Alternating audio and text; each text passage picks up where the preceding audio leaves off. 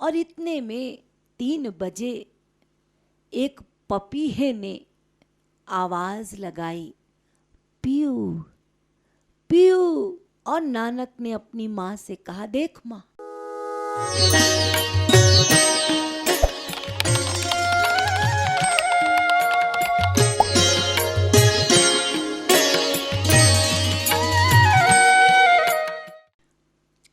एक अंधेरी रात है, भादों का अमावस, बादलों की गड़गड़ाहट, बार बार बिजली का चमकना और वर्षा का होना। पूरा गांव सोया हुआ है, लेकिन नानक के कमरे से गीत गूंज रहा है। नानक के कमरे का दिया जल रहा है और माँ वो आती है, घबरा जाती है। नानक अभी तक सोया नहीं, कहाँ नींद नानक को, वो तो पुकार रहे हैं। माँ ने कहा नानक से, नानक तू अभी तक सोया नहीं, लगभग रात्रि के 3 बज गए हैं। नानक चुप हो गए और इतने में 3 बजे एक पपीहे ने आवाज लगाई, पीयू पीयू। और नानक ने अपनी माँ से कहा, देख माँ, ये पपीहा भी अभी तक चुप नहीं हुआ, ये भी अपने प्रियतम को पुकार रहा है, फिर मैं कैसे चुप हो सकता हूं? अरे मुझ में और पपीहे में, दोनों में होड़ लगी है माँ। वो भी अपने प्रियतम को पुकार रहा है, मैं भी अपने प्रियतम को पुकार रहा हूं। माँ, इस पपीहे का प्रियतम तो पास है, मिल जाएगा, लेकिन मेरा प्रियतम तो बहुत दूर है। रात दिन से काम नहीं बनेगा, यहाँ रात दिन का मामला नहीं है, यहाँ तो जन्मों जन्मों तक पुकारना होगा, तब प्रियतम मिलेगा। तो ये अभी तक चुप नहीं हुआ, उसको उसका प्रियतम नहीं मिला। मेरा मामला तो जन्म जन्मांतर का है, मैं कैसे चुप रहूं माँ? माँ चुप हो गई और नानक गाते रहे। नानक ने कोई जोग नहीं किया, नानक ने कोई तप नहीं किया, नानक ने कोई जप नहीं किया। नानक केवल गाए, अर्थात पूरे प्राणों से प्रियतम को पुकारा है उन्होंने। वही पुकार नानक के लिए मार्ग बन गई, ध्यान बन गया, भक्ति बन गई, प्राप्ति तृप्ति सब बन गई। तो जब ये आधी रात वाली घटना हुई, उस समय नानक की उम्र 16 वर्ष की थी। लेकिन इसके बाद तो एक साधक के समान वो पपीहा पुकारता रहा, पीयू पीयू पीयू पीयू रटता रहा, मिलन नहीं हुआ। लेकिन जब नानक 36 साल 6 महीने 15 दिन के हुए, नानक रात्रि के 3 बजे नदी के किनारे मर्दाना को लेकर पुकार रहे थे, गीत गा रहे थे। रोम रोम पीयू की प्रतीक्षा में है, रट रहा है, पुकार रहा है। बस उसके कुछ क्षण बाद नानक ने कपड़े उतारे और नदी में डूब गए।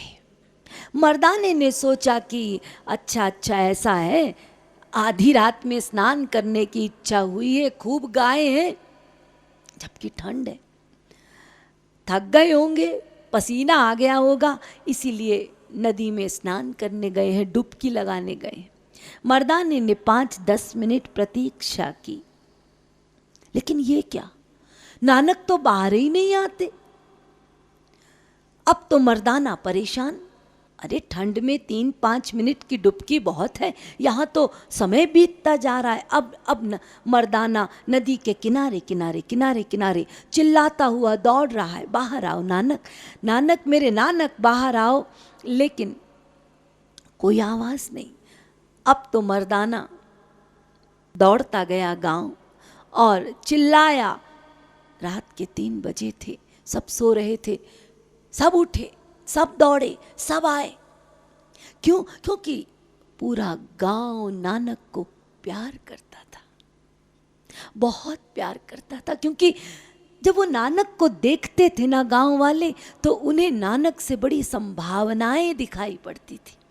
नानक की उपस्थिति सबको एक दिव्य सुगंधी देती थी। नानक जहाँ खड़े होते थे तो ऐसा लगता था मानो कोई दिव्य लोक की गंधी उनके रोम रोम से आ रही है। इसलिए नानक से सब प्यार करते थे।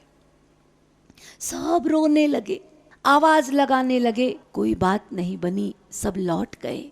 1 दिन बीता, 2 दिन बीता, 3 दिन बीत गए। लोगों ने तो अब सोच लिया था कि नदी में डूब गया है, कोई जानवर नदी का खा गया होगा उसको, कोई घटना हुई होगी। अब तो नानक नहीं रहा। माँ सिर पीट पीट के, माथा पीट पीट के हार गई, बेहोश हो गई, चुप होके कोने में बैठ गई। लेकिन नानक का कोई पता नहीं चला। 3 दिन के बाद नदी से अचानक नानक बाहर आए, और जो बाहर आए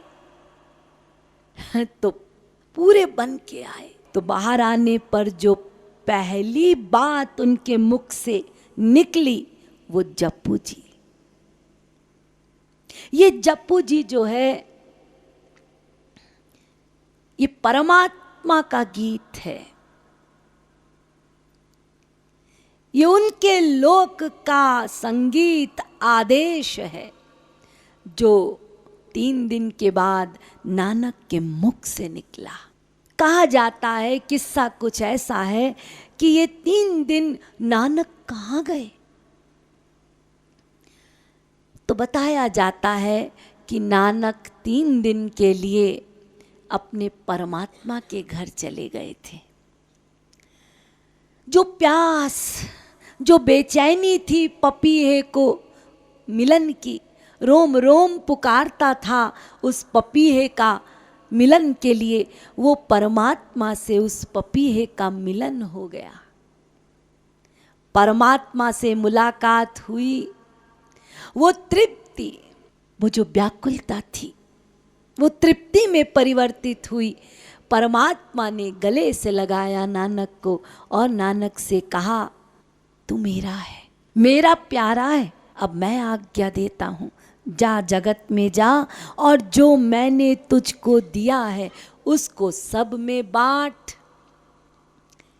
बस 3 दिन के बाद परमात्मा के घर से नानक जब आए, तो जो नानक को परमात्मा से प्राप्त हुआ, नानक ने निकलते ही बस वो कहना शुरू कर दिया। कोई भी कृत्य आप करते हैं, उस कृत्य के पीछे पूर्णता होनी चाहिए। समग्र कृत्य के पीछे जब तक पूरे प्राण नहीं लगा देंगे, उस कार्य में सफलता नहीं मिल सकती, कभी भी नहीं। प्रश्न ये नहीं है कि आप क्या कृत्य कर रहे हैं। कोई भी कृत्य करें, आप अधूरा अधूरा कर रहे हैं